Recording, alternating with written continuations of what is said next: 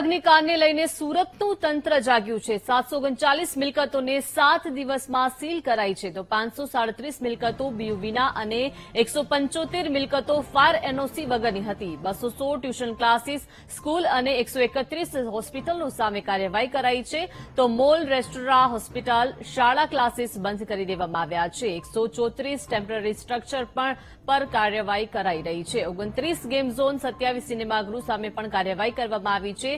71 restaurant, 130 commercial market સામે પણ કાર્યવાહી થઈ છે। તો રાજકોટ અગ્નિકાંડ બાદ હવે સુરતનું તંત્ર જાગ્યું છે। વધુ માહિતી સાથે સંવાદદાતા શૈલેષ જોડાઈ ગયા છે। શૈલેષ, રાજકોટ અગ્નિકાંડ બાદ હવે તંત્ર જાગ્યું છે, સુરતમાં પણ તંત્ર જાગ્યું હોય તેવું લાગી રહ્યું છે, કેમ કે 739 મિલકતોને 7 દિવસમાં જ સીલ કરી દેવાઈ છે।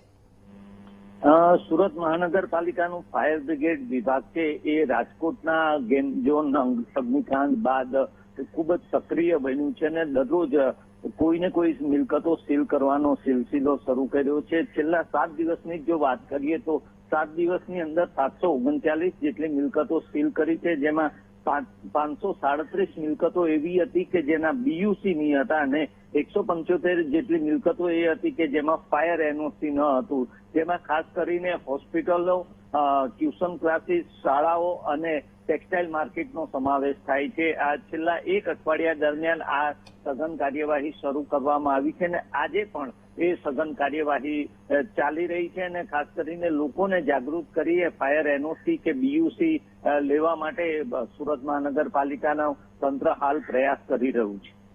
જી આભાર શૈલેષ, વિગત આપવા બદલ।